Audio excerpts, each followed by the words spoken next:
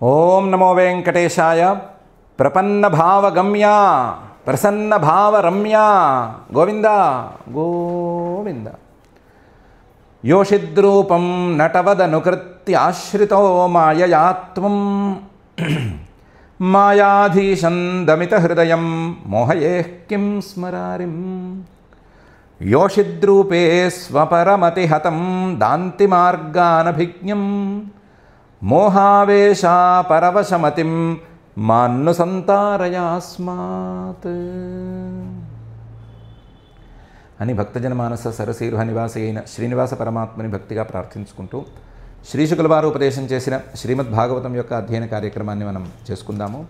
యథాప్రకారం శ్రీ గణేశ ప్రార్థనాదులతో ఈ కార్యక్రమానికి మంగళాచరణం కూడా చేసుకుందాము. శ్రీ గణేశ ప్రార్థన.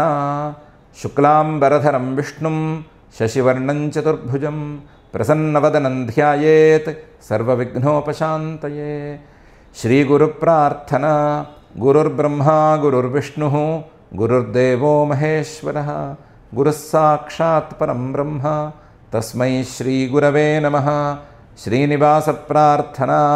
సర్వాభరణభూషాయ సర్వాయుధధరాయ చ సర్వానుగ్రహకార్యాయ శ్రీనివాసాయ తే నమః.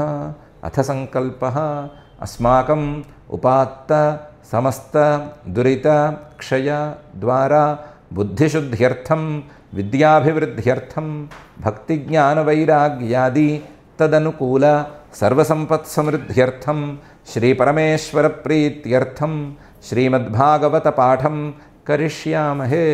అస్య శ్రీమద్భాగవత స్తోత్ర మహామంత్రస్య నారద ఋషిః బృహతి ఛందః శ్రీకృష్ణః పరమాత్మా దేవతా బ్రహ్మబీజం భక్తిశక్తిః జ్ఞానవైరాగ్యే కీలకం అస్మాకం శ్రీమద్భగవత్ప్రసాదసిద్ధ్యర్థే పాఠే వినియోగः ధ్యానం నారాయణామృతభరాయ విసంకటాయ వ్యాసప్రసూతశుకశౌనకసంఘటాయ సంసారవృక్షఫలభక్షరుజాంకటాయ క్షీరోదధిం మథత భాగవతం ఘటాయ.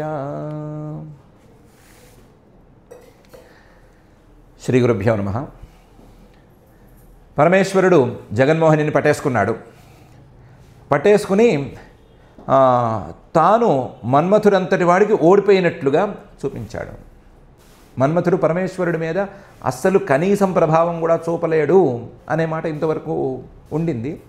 ఇప్పుడు మాత్రం మన్మథుడికి తాను బానిస అయినట్లుగా చూపించాడు. చూపించి జగన్మోహిని వెంట పడటం ప్రారంభించాడు.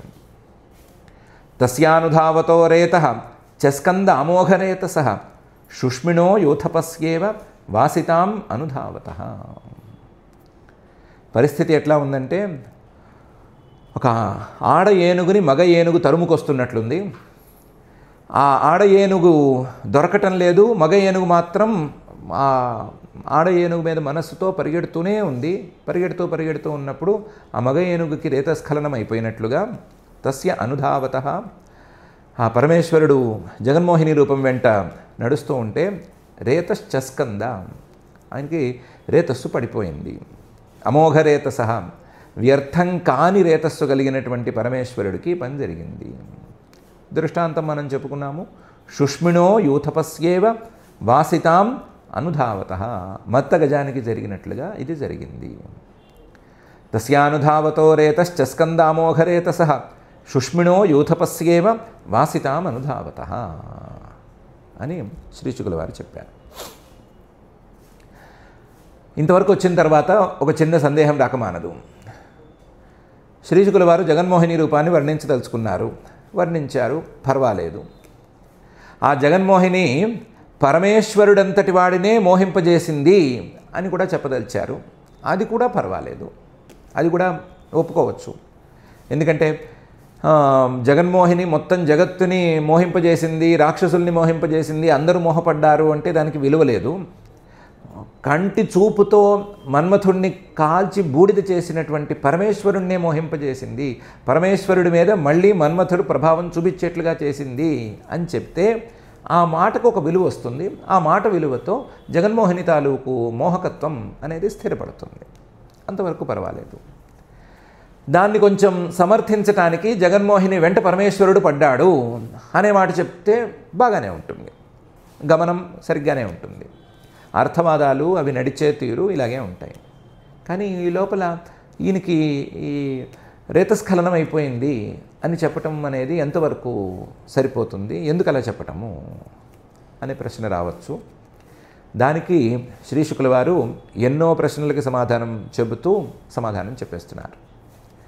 ఎత్ర ఎత్రాపతన్మహ్యాం రేతస్తస్య మహాత్మనః తాని రూప్యస్య హేమ్నశ్చ క్షేత్రాణ్యాసన్ మహీపతే. ఎత్ర ఎత్ర అపతత్ మహ్యాం, ఎక్కడెక్కడైతే ఆ రేతస్సు పడిందో భూమి మీద, తస్య మహాత్మనః, ఆ పరమేశ్వరుడి యొక్క రేతస్సు పడిందో ఆ ప్రదేశాలన్నీ కూడా తాని రూప్యస్య హేమ్నశ్చ క్షేత్రాణి ఆసన్. రూప్యస్య వెండి తాలూకు, హేమ్నశ్చ బంగారం తాలూకు, క్షేత్రాణి గనులుగా మారిపోయినాయి. బంగారం లేదా వెండి అనేటువంటి విలువైన లోహాలు పరమేశ్వరుడి యొక్క రేతస్సు కిందకి వస్తాయి, లేదా ఆ రేతస్సు యొక్క రూపాంతరాలుగా పరిగణించబడతాయి. మహీపతే, ఓ మహారాజా, నీకు కూడా ఈ సంగతి తెలుసు. ఎత్ర ఎత్రాపతన్మహ్యాం రేతస్తస్య మహాత్మనః తాని రూప్యస్య హేమ్నశ్చ క్షేత్రాణ్యాసన్ మహీపతే అని ఈ శ్లోకంలో చెప్తున్నారు. ఆయన రేతస్ఖలనం అనేది బంగారు లేదా వెండి వీటి యొక్క ఉత్పత్తిని చెప్పడం కోసం చెప్తున్నాము. ఈ అర్థవాదంలో జరిగేటువంటి వాటినన్నిటినీ కూడా ఈ భూమి మీద జరిగినటువంటి కొన్ని విశేషాల యొక్క సూచన జరగటం కోసం చెప్తున్నాము అని ఈ శ్లోకంలో చెప్తున్నారు. దాంతోపాటుగా సరిత్సరస్సు శైలేషు వనేషు ఉపవనేషు చ ఎత్ర క్వచాసన్ ఋషయః తత్ర సన్నిహితో నరః, తత్ర సన్నిహితో హరః. ఈడ జగన్మోహిని పరుగులు పెడుతోంది కదా, పరుగులు ఎంత దూరం పరిగెట్టింది అంటే నదుల వెంట పరిగెత్తింది, సరస్సుల వెంట పరిగెత్తింది, లేదా పర్వతాల మీద అడవుల వెంట పరుగులు పెడుతూనే ఉంది. ఉపవనేషుచ, కొన్ని చిన్న చిన్న పార్కులు లాంటి వాటిల్లో పరుగులు పెడుతూనే ఉంది. వేరువేరు ప్రదేశాల్లో పరుగులు పెడుతోంది, కానీ ఆ ప్రదేశాలన్నిటికీ ఒక కామన్ పాయింట్ ఉంది. ఏంటంటే ఎత్ర క్వచాసన్ ఋషయః, ఎక్కడెక్కడైతే ఋషులు తపస్సు చేసుకుంటున్నారో, సరిత్ నదీ తీరాల్లోనూ, సరస్సు మంచి మంచి చెరువుల తీరాల్లోనూ, శైలేషు పర్వతాల్లోనూ, వనేషు అడవుల్లోనూ, ఉపవనేషు చ ఉద్యానవనాల్లోనూ మహర్షులు తపస్సు చేసుకుంటుంటే ఆ తపస్సు చేసుకున్న ప్రాంతాలకే కావాలని వీళ్ళిద్దరూ వెళ్ళారు. తత్ర సన్నిహితః హరః, ఆ ప్రదేశంలో అంతా కూడా ఈ పరమేశ్వరుడు జగన్మోహినితో సహా వాళ్ళకి కనిపించాడు, వాళ్ళందరికీ కనిపించాడు. సరిత్సరస్సు శైలేషు వనేషు ఉపవనేషు చ ఎత్ర క్వచాసన్ ఋషయః తత్ర సన్నిహితో హరః అని ఈ శ్లోకంలో శ్రీ శుక్ల వారు చెప్తున్నారు. అసలు ఈ ఘట్టాన్ని ప్రారంభించింది ఇందుకోసం. ఈ ఘట్టాన్ని ప్రారంభించింది 2 కక్ష్యల్లో లేదా 2 దశలలో పరమార్థం చెప్దాము అని. మొదటి దశలో పరమార్థానికి అనుకూలంగా ఈ ఘట్టము. అదేంటంటే ఋషులు ఏకాంతంగా కూర్చుని తపస్సు చేసుకుంటూ ఉంటారు. తపస్సు చేసుకుంటూ ఉండే ఋషులకి ఇంద్రియ నిగ్రహం ఉంటుంది అనేటువంటి ఒక భ్రమ లాంటిది ఉంటుంది. ఇంద్రియ నిగ్రహం ఉంటుంది కూడా పాపం వాళ్ళకి. ఆ ఇంద్రియ నిగ్రహాన్ని నమ్మి ఇష్టం వచ్చినట్లు సంచరించకూడదు. ఇంద్రియ నిగ్రహం అనేది వచ్చినట్లే ఉంటుంది, కానీ నిలవాలి అనేటువంటి నియమం దానికి ఏమీ లేదు. అది ఒక్కొక్కప్పుడు కారిపోవచ్చు, జారిపోవచ్చు, ఏమైనా కావచ్చు. అందువల్ల ఇంద్రియ నిగ్రహాన్ని నమ్మకూడదు. ఎందుకంటే పరమేశ్వరుడు అంతటి వాడికే ఇంతటి పరిస్థితి వచ్చింది అని స్థూలంగా చూపించడం కోసం ఒక నాటకం ఆడి ఈ శ్రీమన్ మహావిష్ణువు పరమేశ్వరుడు వీళ్ళిద్దరూ స్త్రీ పురుష వేషాలను ధరించి స్త్రీని వెంటాడుతున్న పురుషుడిగా ఈ పరమేశ్వరుడు కనిపించి ఇంద్రియ నిగ్రహం స్థిరం కాదు, దాన్ని స్థిరపరచుకోవడానికి ఎప్పటికప్పుడు పనులు చేయవలసిందే అని చూపించాడు. అందువల్లనే వీళ్ళు పరిగెత్తులన్నీ కూడా ఆ ఋషులు తపస్సు చేసేటువంటి ప్రాంతాల్లోనే చేశారు, అక్కడే పరిగెత్తారు. ఇది ఒక తీరులో అర్థం చేసుకోవాల్సినటువంటి పరమార్థం. రెండవది ఏ పురుషుడైనా ఏ స్త్రీ అయినా పరమాత్మ యొక్క రూపమే, పరమాత్మ యొక్క ఒక మాయామయమైన రూపమే అని కాస్త మనసుల్లో లోతులు ఉండేటువంటి ఋషులకి తెలియచెప్పడం కోసం ఒకే పరమాత్మ రెండు రూపాలను ధరించి, అంటే పరమేశ్వరుడి రూపంలో పురుష రూపాన్ని, అలాగే జగన్మోహిని రూపంలో స్త్రీ రూపాన్ని ధరించి ఆయా ఋషులకి, యోగ్యత ఉండి అర్థం చేసుకోగలిగిన ఋషులకి సన్నిహితంగా ఎదురుకుండా కనిపించి చూపించాడు. మీరు రూపాలను చూసి మోసపోకండి, అది స్త్రీ రూపమైన పురుష రూపమైన రూపాలను చూసి మీరు మోహపోకండి, ఆ రూపాలలో ఉండేటువంటి పరమాత్మను చూసి మీరు తరించండి అని చెప్పటం కోసం తత్ర సన్నిహిత, అక్కడెక్కడికి వీళ్ళిద్దరూ వెళ్ళారు. ఇది అసలు లోతుల్లో ఉండేటువంటి పరమార్థం. ఈ పరమార్థాన్ని చెప్పడం కోసమే ఈ ఘట్టం చెప్పాము. మిగతావన్నీ పై మాటలు, మిగతావన్నీ కాస్తంత కథాగమనానికి అందము బలము తెచ్చిపెట్టేటువంటి అర్థవాద వాక్యాలు అని మహర్షి గారు ఈ శ్లోకంలో చూపిస్తున్నారు. సరిత్ సరస్సు శైలేషు వనేషు ఉపవనేషు చ యత్ర క్వచాసన్ ఋషయః తత్ర సన్నిహితో నరః, సన్నిహితో హరః అని. ఇదే తాత్పర్యం ఉందా లేదా? ఇదే తాత్పర్యమా, లేకపోతే మనం వేరే నడుస్తూ ఉన్నదాన్ని వేరే రకంగా వ్యాఖ్యానం చేసుకుంటున్నామా అంటే, అక్కడ శ్రీమన్ మహావిష్ణువుకి పరమేశ్వరుడికి జరిగిన ఒక డైలాగ్ని శ్రీశుకుల వారు తీసుకొచ్చి చూపిస్తున్నారు. స్కన్నే రేతసి సోపశ్యత్ ఆత్మానం దేవమాయయా జడీకృతం నృపశ్రేష్ఠ సన్యవర్తత కష్మలాత్ అనే శ్లోకంతో ప్రారంభించి పైన, ఇది ఇంట్రడక్షన్, దానికి డైలాగ్కి ఇది ఇంట్రడక్షన్. స్కన్నే రేతసి, రేతస్ఖలనం అయిపోయిన తర్వాత సహా పరమేశ్వరుడు అపశ్యద ఆత్మానం, తనని తాను ఒక్కసారి గమనించుకోగలిగాడు. ఎలా? దేవమాయయా జడీకృతం, అంతవరకు దేవమాయ తన మీద కూడా పనిచేసినట్లుగా ఉంది, తాను కూడా జడంగా మారిపోయినట్లున్నాడు. అలా ఉన్నాడు కదా, అలాంటి తనను తాను ఆ క్షణాన్ని చూసుకోగలిగాడు. నృపశ్రేష్ఠ, రాజులలో శ్రేష్ఠుడమైనటువంటి ఓ పరీక్షిత్తు సన్యవర్తత కష్మలాత్, పరమేశ్వరుడు అంతటి వాడే ఆ క్షణాన తన దోషం నుండి బయటపడగలిగాడు. స్కన్నేరేతసి సోపశ్యద్ ఆత్మానం దేవమాయయా జడీకృతం నృపశ్రేష్ఠ సన్యవర్తత కష్మలాత్. అథావగత మాహాత్మ్యః ఆత్మనో జగదాత్మనః అపరిజ్ఞేయ వీర్యస్య నమేనే తదుహాద్భుతం. అథావగత మాహాత్మ్యః, తనకు ఆత్మస్వరూపమైనటువంటి జగదాత్మనః, జగత్తుకు కూడా ఆత్మస్వరూపమైనటువంటి ఆ శ్రీమన్ మహావిష్ణువు యొక్క లేదా పరమాత్మ యొక్క మాహాత్మ్యాన్ని ఆ క్షణాన పరమేశ్వరుడంతటి వాడు అర్థం చేసుకున్నాడు. ఆయన యొక్క సామర్థ్యం అపరిజ్ఞేయం, ఎంత ఉంది అని ఎవరూ లెక్క చేయలేరు, ఎంత ఉంది అని ఎవరూ సరిగ్గా తెలుసుకోలేరు అని అర్థం చేసుకున్నాడు. అర్థం చేసుకున్న తర్వాత నమేనే తదుహాద్భుతం, జరిగింది పెద్ద అద్భుతమని ఆయన అనుకోలేదు. ఆ పరమాత్మ యొక్క మాయ ముందు ఏది అద్భుతం కాదు, ఆ పరమాత్మ మాయ అనేది వస్తే ఏది ఆశ్చర్యం కాదు, అన్నీ సహజంగా జరిగిపోతూ ఉంటాయి అని అనుకున్నాడు. అథావగత మాహాత్మ్యః ఆత్మనో జగదాత్మనః అపరిజ్ఞేయ వీర్యస్య నమేనే తదుహాద్భుతం. తమవిక్లమవ్రీడం ఆలక్ష్య మధుసూదనః ఉవాచ పరమప్రీతః బిభ్రత్ స్వాం పౌరుషీం తను. ఆ పరమేశ్వరుడు స్వస్థంగా ఉన్నాడు. తం అవిక్లవం, అవ్రీడం, ఏ సిగ్గుపడట్లేదు, సిగ్గేం పడటం లేదు. అలాంటి పరమేశ్వరుణ్ణి చూచి ఆలక్ష్య మధుసూదనః, మధువు అనేటువంటి రాక్షసుడిని, మధువుగా ఉండేటువంటి అహంకారాన్ని సంహరించేటువంటి పరమాత్మ ఉవాచ చెప్పాడు. పరమప్రీత, చాలా ప్రీతిగా చెప్పాడు.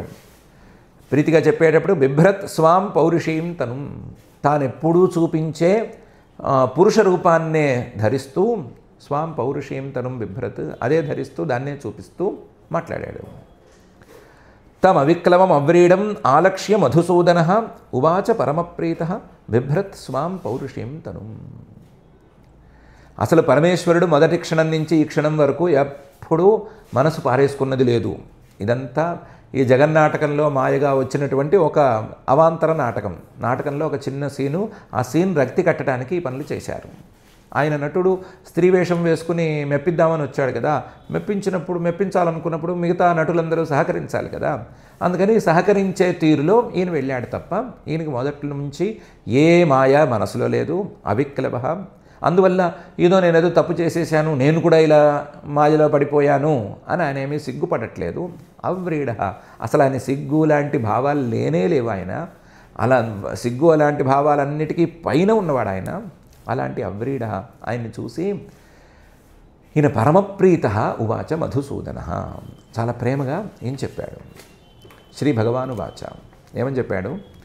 దిష్ట్యాత్వం విబుధశ్రేష్ఠ స్వాం నిష్ఠాం ఆత్మనా స్థిత యన్మే స్త్రీరూపయా స్వైరం మోహితోప్యంగమాయయా. దిష్ట్యా చాలా ఆశ్చర్యంగా ఉంది. విబుధశ్రేష్ఠ, దేవతల్లో కల్లా శ్రేష్ఠుడమైనటువంటి ఓ పరమేశ్వర, త్వం నువ్వు స్వాం నిష్ఠాం ఆత్మనా స్థిత, నీ మనసుతో నీ ఉన్న స్థితి నుంచి కొంచెం కూడా జారకుండా ఉన్నావు. నిష్ఠాం స్థిత, నీ ప్రకృతి, నీ స్వభావం ఏంటి? మన్మథ బాధలకు లొంగకూడదు. మన్మథుడే దాడి చేయాలని అనుకుంటే కళ్ళు తెరిచి భస్మీపటలం చేసేయాలి. మొరటుగా మన్మథుడు అనేవాడినే లేకుండా చేయాలే కానీ మన్మథుడు అనేవాడు మన మీద గెలవటానికి వీలు లేదు అనేటువంటి నీ స్వభావాన్ని గట్టిగా నిలబెట్టి చూపించావు. యన్మే స్త్రీరూపయా, నేనే స్త్రీ రూపాన్ని ధరించి వస్తే స్వైరం మోహిత, నీ ఇష్టం ప్రకారం నేనేదో మోహపడ్డట్టు చూపించాలి అని నువ్వు అనుకున్న దాని ప్రకారం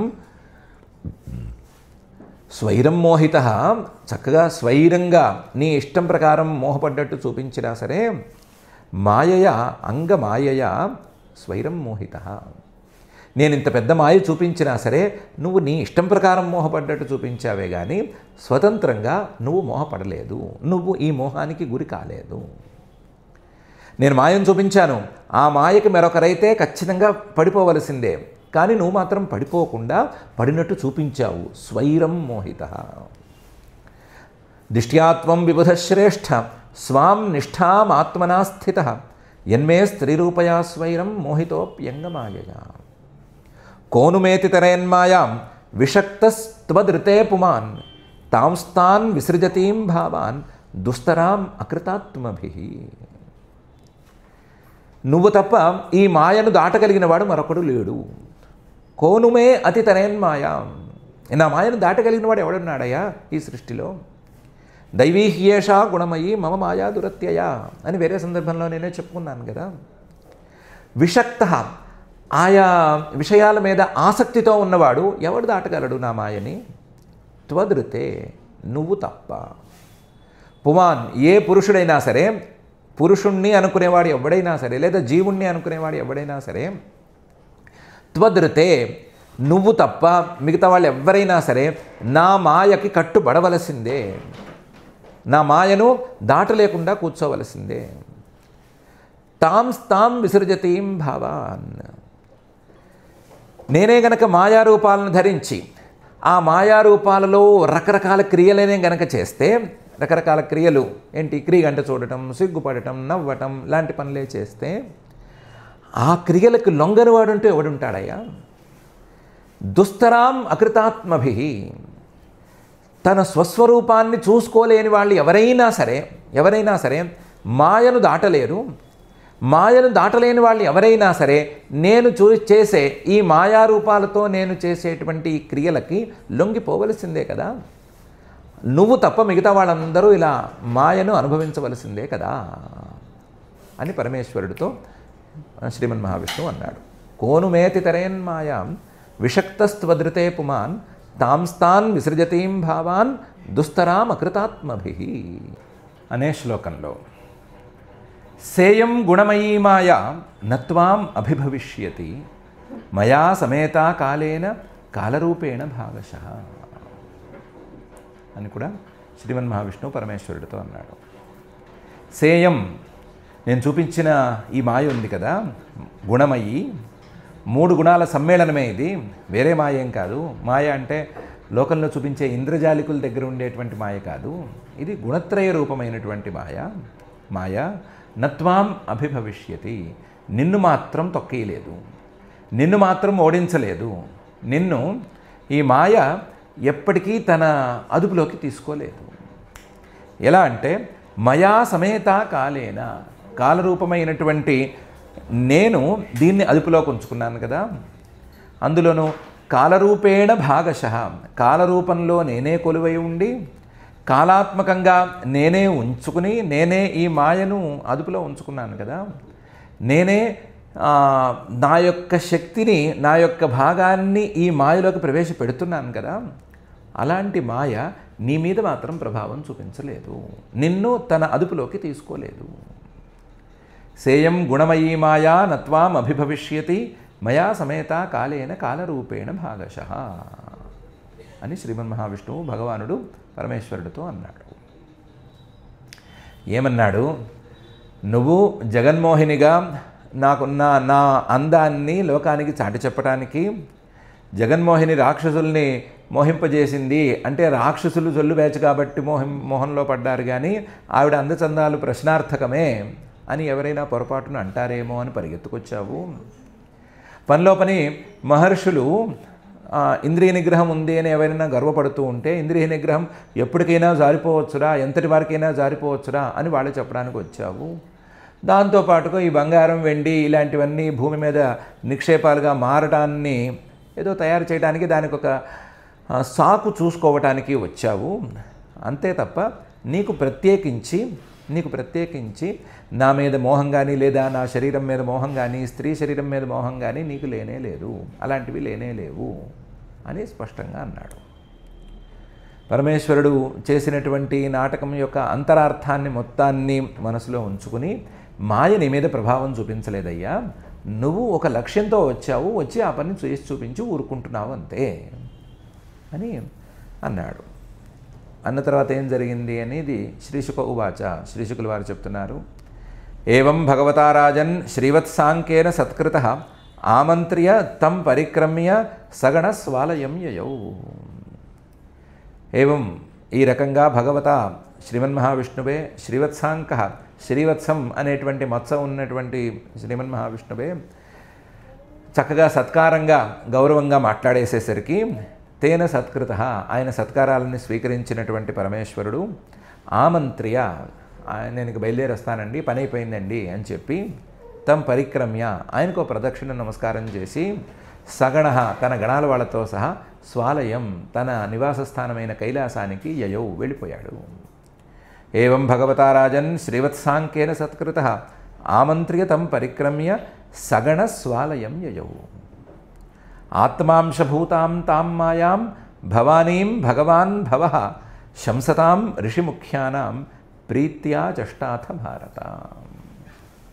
కైలాసానికి వెళ్ళిన తర్వాత ఆత్మాంశభూతాం తాం మాయాం, తన యొక్క అంశ అయినటువంటి ఆ మాయను గురించి, లేదా ఏబిసిల్లో చెప్పుకుంటే ఆత్మ తన యొక్క స్వస్వరూపమైనటువంటి పరమాత్మ శ్రీమన్మహావిష్ణువు అనుకున్నట్లయితే ఆ పరమాత్మ తాలూకు మాయ, ఆ మాయను, ఆ పరమాత్మ తాలూకు అంశరూపంలో ఉండేటువంటి మాయను, బి తన యొక్క మాయను, తానే కదా పరమాత్మ, పరమాత్మ అనేవాడు వస్తే పరమేశ్వరుడు శ్రీమన్మహావిష్ణువు అనే తేడా లేదు కదా, తన యొక్క మాయ, ఆ తన యొక్క అంశరూపంలో ఉండేటువంటి మాయను గురించి ఆత్మాంశభూతాం తాం మాయాం భవానీ, తన యొక్క అంశరూపంలో ఉండేటువంటి మాయ అనేటువంటి పార్వతీదేవితో భవః పరమేశ్వరుడు ఆచష్ట మాయను గురించి మాట్లాడాడు.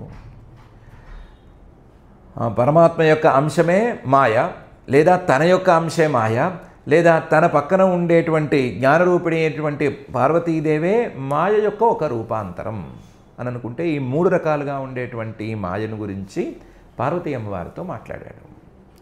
శంసతాం ఋషిముఖ్యానాం, ఋషులందరూ చుట్టూ చేరి ఎంత పని చేశారండి, మా అందరికీ ఎంతంత ఉపదేశాలు చేశారండి, ఎన్నెన్ని విశేషాలు చెప్పారండి అని స్తుతి చేస్తుంటే ప్రీత్యా ప్రీతితో ఆచష్ట అథ ఆ తర్వాత చెప్పాడు. భారత ఓ పరీక్షిత్తు, పరమేశ్వరుడు పార్వతీ అమ్మవారితో మాయను గురించి చర్చించాడు. ఆత్మాంశభూతాం తాం మాయాం భవానీం భగవాన్ భవః శంసతాం ఋషిముఖ్యానాం ప్రీత్యా చష్టాథ భారత. ఏమని చెప్పాడు? అపివ్యపశ్యస్త్వమజస్య మాయాం పరస్య పుంసః పరదేవతాయాః అహం కలానాం వృషభో విముహ్యే యయా వశోన్యే కిముతా స్వతంత్రాః అని చెప్పాడు. ఓ ఓ పార్వతీ, అభివ్యపశ్యస్త్వం, చూసావా నువ్వు? దేన్ని చూసావా? అజస్య మాయ, జన్మలేనటువంటి పరమాత్మ యొక్క మాయ, ఆ మాయను చూసావా? అభివ్యపశ్యస్త్వం అజస్య మాయ. పరస్య పుంసః, ఆ పరమపురుషుడి యొక్క మాయను చూసావా? పరదేవతాయా, పరదేవత రూపంలో ఉండేటువంటి ఆ పరమేశ్వరుడి యొక్క పరమాత్మ యొక్క మాయను చూసావా? ఆ మాయకి అహం నాంతటి వాడిని, కళానాం వృషభ, ఎన్నో విభూతులకు అధిపతిని నేను, అలాంటి వాడిని విముఖ్యే, మోహపడ్డాను కదా. అఫ్కోర్స్ చూపించాననుకో. యయా అవశః, ఆ మాయకి అవశంగా నేను మోహపడిపోయాను. కావాలనో అక్కర్లేదనో ఇలా అంతదాకా రాలేదు. అవశః విముఖ్యే అన్యే కిముత అస్వతంత్రాః, నేను స్వతంత్రుడిని, పోనీ నేను అవశః, స్వతంత్రుడిని, ఎవరి వశంలోనూ లేనివాడిని, నేనే మోహపడితే అస్వతంత్రాః, మిగతా వాళ్ళు స్వాతంత్ర్యం లేని వాళ్ళు, ఎట్టబడితే అట్లా పోయేవాళ్ళు, వస్తువులను చూసి మోహపడిపోయేటువంటి వాళ్ళు, అలాంటి వాళ్ళు పాపం వాళ్ళేమైపోతారు? కిముత అస్వతంత్రాః. ఓ పార్వతి, ఆ పరమాత్మ యొక్క మాయను నువ్వు చూసావా? అందులోనూ స్త్రీ రూపాన్ని ధరించి దేవతలలో, అంటే వెలుగుతున్న వారిలో కల్లా అందంగా ఉండేటువంటి స్త్రీ రూపాన్ని ధరించి వచ్చిన ఆ పరమాత్మ యొక్క మాయను నువ్వు చూసావా? ఆ మాయకి స్వతంత్రుణ్ణి, ఎన్నో విభూతులకు అధిపతిని అయినటువంటి నేనే మోహపడ్డాను కదా ఒక్క క్షణం. నేనే మోహపడితే ఇంకా స్వాతంత్ర్యమే లేకుండా వస్తువుల వెంట ఇష్టం వచ్చినట్లు పడి, వస్తువులను చూసి ఇష్టం వచ్చినట్లు మోహపడే అలవాటు ఉన్నటువంటి మిగతా జీవుల మాట ఏం కాను అని పరమేశ్వరుడు పార్వతీ అమ్మవారితో అన్నాడు. అభివ్యపశ్యస్త్వమజస్య మాయాం పరస్య పుంసః పరదేవతాయాః అహం కళానాం వృషభో విముహ్యే యయా వశోన్యేత్ కిముతా స్వతంత్రాః. యమ్మామపృచ్ఛస్త్వముపేత్య యోగాత్ సమాసహస్రాంత ఉపారతం వై స ఏష సాక్షాత్ పురుషః పురాణః నయత్ర కాలో విశతే నవేదః. అవును, యమ్మామపృచ్ఛః, నువ్వు ఒకసారి నన్ను ప్రశ్న అడిగావు, గుర్తుందా? ఉపేత్య, నా దగ్గరకు వచ్చి చాలా ప్రేమగా అడిగావు కదా. ఎప్పుడొచ్చి అడిగావు గుర్తుందా? యోగాత్ సమాసహస్రాంతే ఉపారతం వై, సమాధి స్థితిలో 1000 సంవత్సరాలు కూర్చుని, లేదా 1000 సంవత్సరాలు కనీసం సమాధి స్థితిలో కూర్చుని, అప్పుడే సమాధి స్థితి నుంచి బయటకు వచ్చిన నన్ను నువ్వు ప్రశ్న వేశావు, గుర్తుందా? ఏమని ప్రశ్న వేశావు? మీరు సమాధి స్థితిలో కూర్చుని ఎవరిని గురించి ధ్యానిస్తూ ఉంటారు? ఈ ధ్యాన స్థితిలో మీరు ఎవరిని ధ్యానిస్తూ ఉంటారు అని ప్రశ్న వేశావు, గుర్తుందా? ఆ ప్రశ్నకి సమాధానం ఇప్పుడు చెప్తున్నాను నేను. స ఏష సాక్షాత్ పురుషః.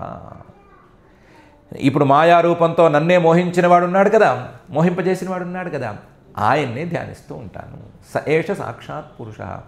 ఎలాంటి పురుషుడు? పురాణః, ఎప్పుడూ కొత్తగా ఉండేటువంటి పురుషుడు, పరమ పురుషుడు, ఆయన్ని నేను ధ్యానిస్తూ ఉంటాను. నయత్ర కాలో విశతే, ఆయనకి కాలం అనే దాంతో సంబంధమే లేదు. ఆయన కాలానికి ఎప్పుడూ లొంగడు. ఆయన ఎప్పుడూ నిత్య నూతనంగా ఉంటూనే ఉంటాడు. ఆయనకి భూతకాలము, వర్తమాన కాలము, భవిష్యత్ కాలము అని 3 కాలాలు లేవు. ఆయనకి వర్తమాన కాలం ఒక్కటే, ఆయనే కాలస్వరూపుడు, ఎప్పుడూ ఉండేటువంటి వాడు. న వేద, ఆయన్ని చెప్పటానికి వేదం అనేదే చాలదు, వేదమంతటిదే చాలదు. వేద తం న విశతే, వేదం కూడా ఆయన్ని చెప్పలేక దూరం నుంచి అలా చూపించి పారిపోతూ ఉంటుంది. అలాంటి పరమపురుషుణ్ణే నేను ఎప్పుడూ ధ్యానిస్తూ ఉంటాను. నీ ప్రశ్నకి ఇది సమాధానం అని చెప్పాడు. పార్వతి, నేను ఒకసారి 1000 సంవత్సరాల సమాధి స్థితిని పూర్తి చేసి, సమాధి స్థితి నుంచి బయటకు వస్తే, కళ్ళు తెరిస్తే, నువ్వు నా పక్కన కూర్చుని, స్వామి సమాధి స్థితిలో కళ్ళు మూసుకుని ఏదో ధ్యానం చేస్తున్నారు కదా, ఎవరిని గురించి ధ్యానం చేస్తూ ఉంటారు, దేన్ని గురించి ధ్యానం చేస్తూ ఉంటారు అని నువ్వు ఒకసారి నన్ను ప్రశ్న వేశావు. నేను అప్పుడు సమాధానం చెప్పలేదు, దాటవేశాను, చిరునవ్వు నవ్వి పైకి వెళ్ళిపోయాను. దానికి సమాధానం ఇప్పుడు చెప్తున్నాను, ఇప్పుడు కాలం వచ్చింది విను. నేను ఆ పరమపురుషుణ్ణే ఎప్పుడూ ధ్యానిస్తూ ఉంటాను. ఆ పరమపురుషుడు ఎప్పుడూ కొత్తగా ఉంటాడు. ఆయనకి కాలంతో సంబంధం లేదు. ఆయనకి భూత భవత్ వర్తమాన కాలాలు, భవిష్యత్ కాలము అనేది లేనే లేదు. ఆయన ఎప్పుడూ ఒకే తీరులో ఉంటాడు, ఎప్పుడూ వర్తమానంగానే ఉంటూ ఉంటాడు. ఆయన్ని చెప్పడానికి వేదాలు కూడా చాలవు. వేదాలు కూడా దూరంగా ఆయన్ని చూపించి ఆయన మీద పట్టిన మకిలిని మాత్రమే తొలగించి పక్కకు వచ్చేయాలి తప్ప వేదాలు కూడా ఆయన్ని చూపించలేవు. అలాంటి స్వప్రకాశ చైతన్య రూపమైనటువంటి పరమాత్మనే నేను ఎప్పుడూ ధ్యానిస్తూ ఉంటాను. ఆ పరమాత్మను నేనే అనే భావంతో నేను సమాధి స్థితిలో ఉంటాను అని పరమేశ్వరుడు పార్వతీ అమ్మవారితో చెప్పాడు. యమ్మామ పృచ్ఛస్త్వముపేత్య యోగాత్ సమాసహస్రాంత ఉపారతం వై స ఏష సాక్షాత్ పురుషః పురాణః నయత్ర కాలో విశతే నవేదః అని. తర్వాత జరగవలసిన దాన్ని శ్రీశుకుల వారు చెప్తున్నారు. ఇంతవరకే శ్రీశుక ఉవాచ ఇతి తేభిహితస్తాత విక్రమశార్ంగధన్వనః సింధోర్నిర్మథనే ఏన ధృతః పృష్ఠే మహాచలః అని ప్రారంభించారు. తాత నాయనా ఇది ఈ విధంగా తే అభిహిత నీకు కావాల్సిన విషయం చెప్పాను. తక్కువేం చెప్పలా, 8 అధ్యాయాలతో చెప్పాను.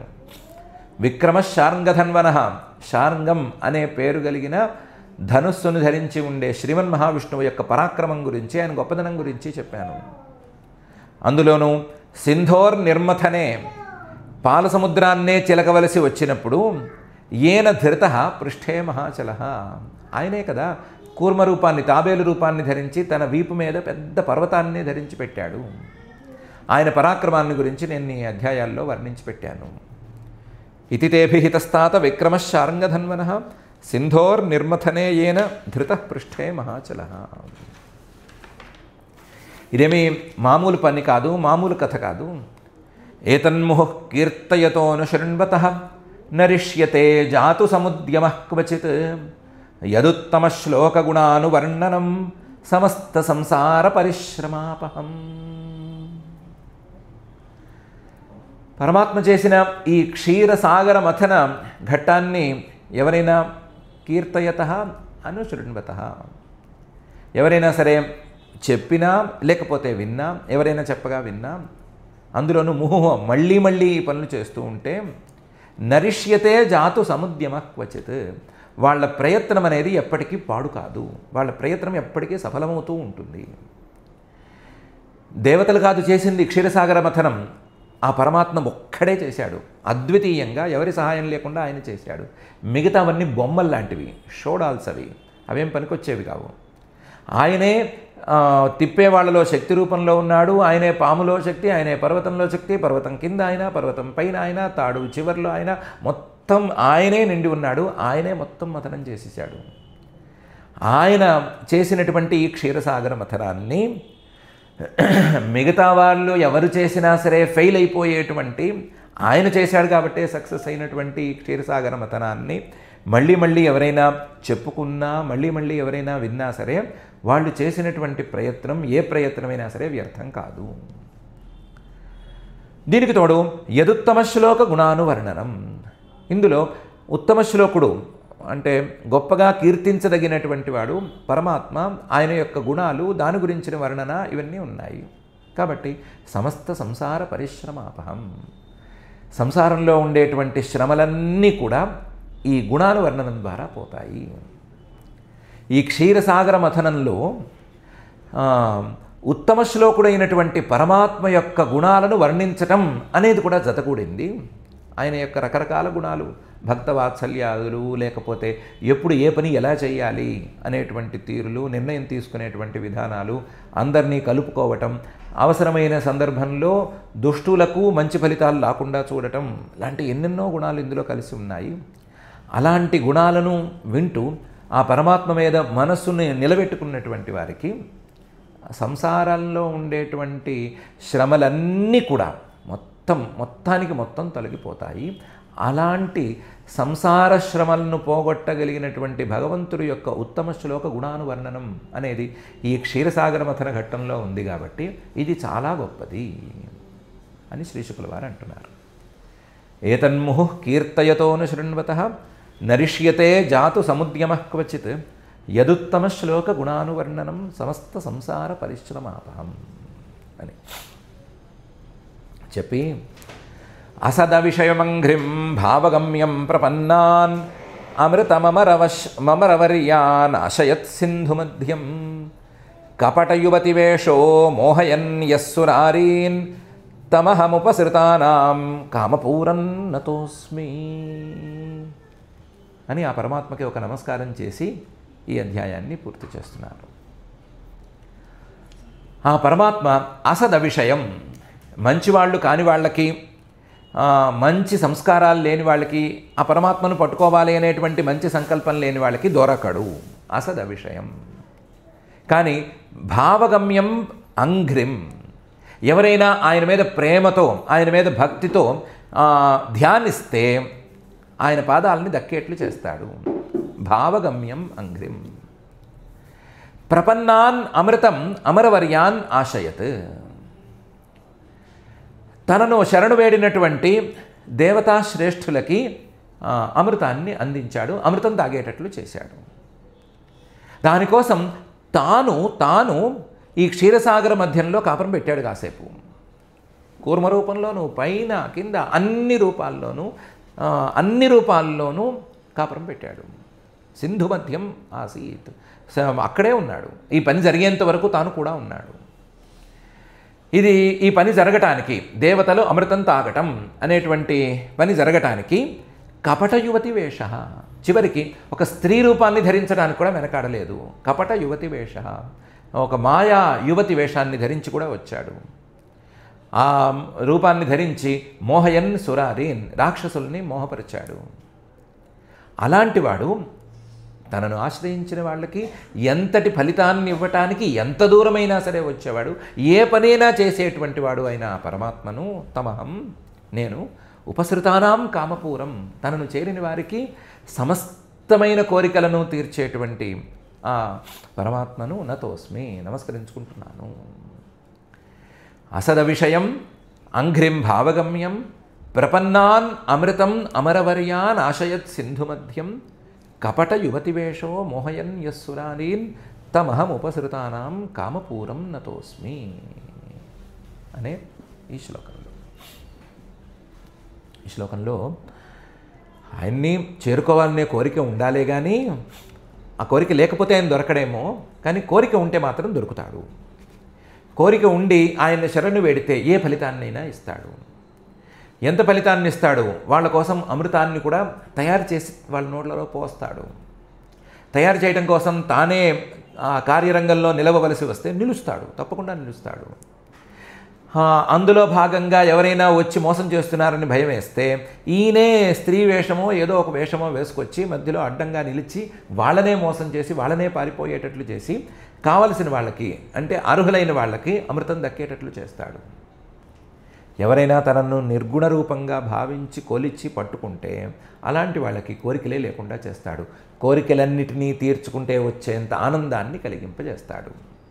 అలాంటి వాడు కాబట్టే ఆ పరమాత్మకి నేను నమస్కారం చేసుకుంటున్నాను అని ఈ శ్లోకంలో శ్రీశుకుల వారు చాలా చాలా చక్కగా చెప్తున్నారు. చెప్తూ శంకరమాయామోహనం అనే పేరు కలిగిన 12వ అధ్యాయాన్ని, అష్టమ స్కంధంలోని 12వ అధ్యాయాన్ని ఇక్కడికి పూర్తి చేసేస్తున్నారు.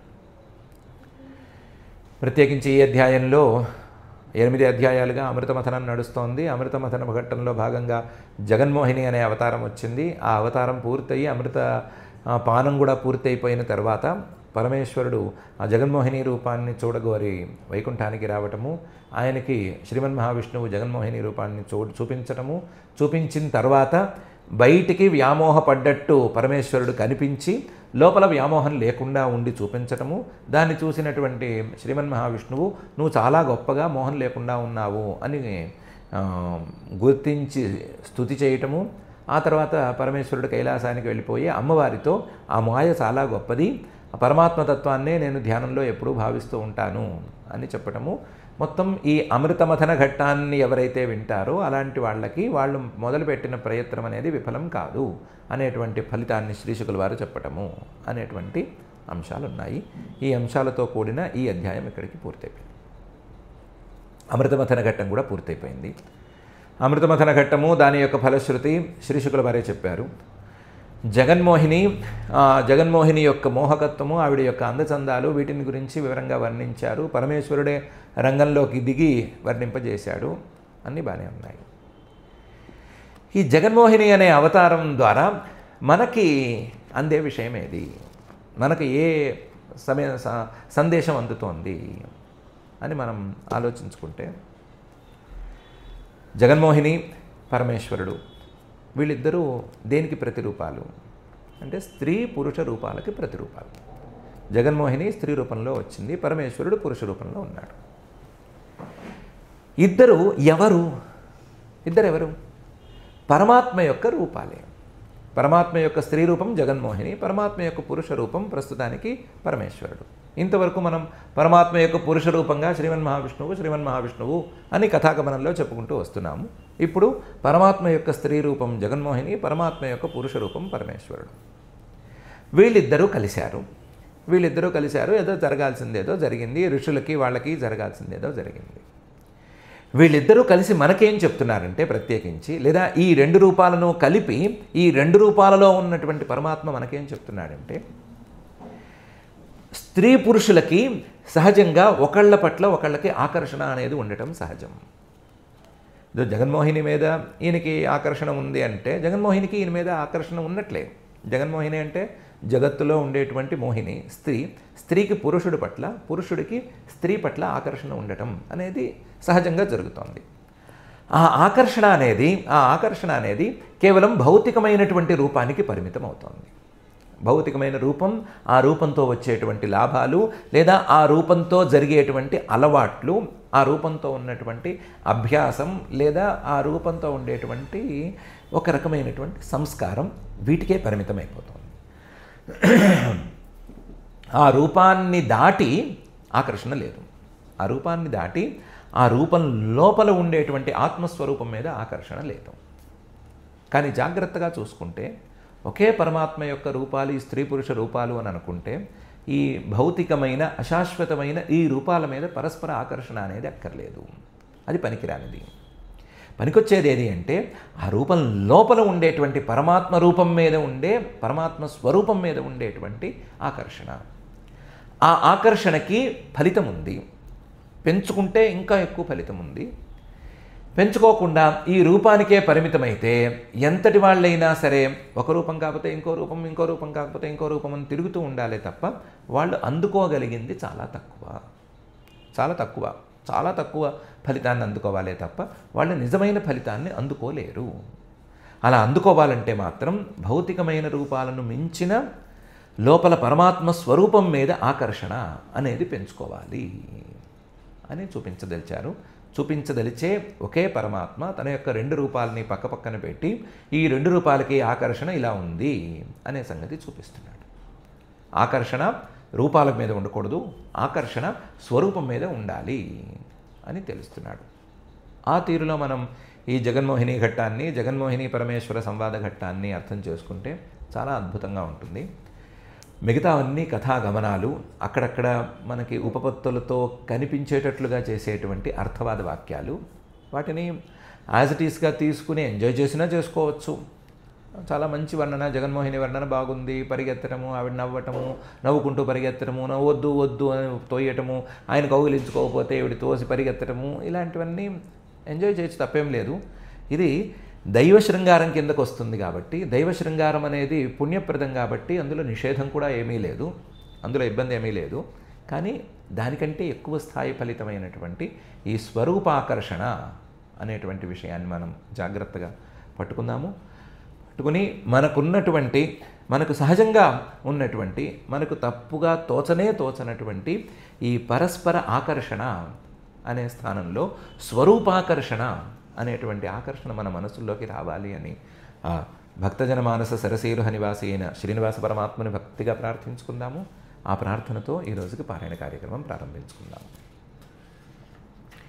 అథ శ్రీమద్భాగవతే పారమహంస్యాం సంహితాయాం అష్టమస్కంధే ద్వాదశాధ్యాయే శ్లోకాః తస్యానుధావతో రేతః చ స్కందామోఘరేతసః శుష్మిణో యూథపస్యేవ వాసితామనుధావతః యత్ర యత్రాపతన్మహ్యాం రేతస్తస్య మహాత్మనః తాని రూప్యస్య హేమ్నశ్చ క్షేత్రాణ్యాసన్మహీపతే సరిత్సరస్సు శైలేషు వనేషు ఉపవనేషు చ యత్ర క్వచాసన్ ఋషయః తత్ర సన్నిహితో హరః స్కన్నే రేతసి సోపశ్యత్ ఆత్మానందేవ మాయయా జడీకృతం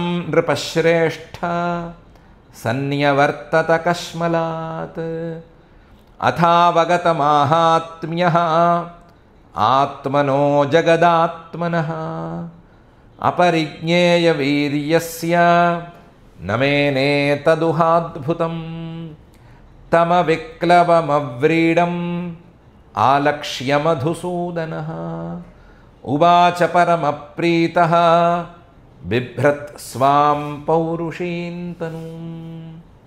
శ్రీభగవానువాచ దిష్ట్యా త్వం విబుధశ్రేష్ఠ స్వాం నిష్ఠామాత్మనా స్థితః యన్మే స్త్రీరూపయా స్వైరం మోహితోప్యంగమాయయా కోనుమేతితరేన్మాయాం విషక్తస్త్వదృతే పుమాన్ తాంస్తాన్ విసృజతీం భావాన్ దుస్తరామకృతాత్మభిః సేయం గుణమయీ మాయా నత్వామభిభవిష్యతి మయా సమేతా కాలేన కాలరూపేణ భాగశః.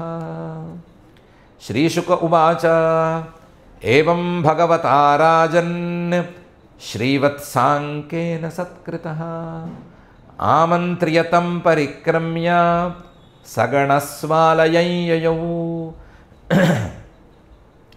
ఆత్మాంశభూతాం తాం మాయాం భవానీం భగవాన్ భవః శంసతాం ఋషిముఖ్యానాం ప్రీత్యా చష్టాథ భారత అపి వ్యపశ్యస్త్వమజస్య మాయాం పరస్య పుంసః పరదేవతాయాః అహంకలానాం వృషభో విముహ్యే యయా వశోన్యే కిముతాః స్వతంత్రాః యం మామపృచ్ఛస్త్వముపేత్య యోగాత్ సమాసహస్రాంత ఉపారతం వై స ఏష సాక్షాత్ పురుషః పురాణః న యత్ర కాలో విశతే న వేదః. శ్రీశుక ఉవాచ ఇతి తే విహితస్తాత విక్రమశార్ంగధన్వనః సింధోర్నిర్మథనే యేన ధృతః పృష్ఠే మహాచలః ఏతన్ముహుః కీర్తయతో న శృణ్వతః నరిష్యతే జాతు సముద్యమః క్వచిత్ యదుత్తమశ్లోకగుణానువర్ణనం సమస్త సంసార పరిశ్రమాపహం అసద విషయమంఘ్రిం భావగమ్యం ప్రపన్నాన్ అమృతమమరవర్యాన్ అశయత్ సింధుమధ్యం కపటయువతివేషో మోహయన్ యస్సురారీన్ తమహముపసృతానాం కామపూరం నతోస్మి. ఇతి శ్రీమద్భాగవతే పారమహంస్యాం సంహితాయాం అష్టమస్కంధే శంకరమాయామోహనం నామ ద్వాదశోऽధ్యాయः. అథ క్షమా ప్రార్థనా యదక్షరపదభ్రష్టం మాత్రాహీనం తు యద్భవేత్ తత్సర్వం క్షమ్యతాం దేవ నారాయణ నమోऽస్తు తే. అథ భగవత్సమర్పణం కాయేన వాచా మనసేంద్రియైర్వా బుద్ధ్యాత్మనా వా ప్రకృతే స్వభావాత్ కరోమి యద్యత్ సకలం పరస్మై నారాయణాయేతి సమర్పయామి. అథ లోకక్షేమ ప్రార్థనా సర్వే భవంతు సుఖినః సర్వే సంతు నిరామయాః సర్వే భద్రాణి పశ్యంతు మా కశ్చిద్ దుఃఖభాగ్ భవేత్. అథ మంగళం శ్రియః కాంతాయ కళ్యాణ నిధయే నిధయేర్థినాం శ్రీవేంకటనివాసాయ శ్రీనివాసాయ మంగళం.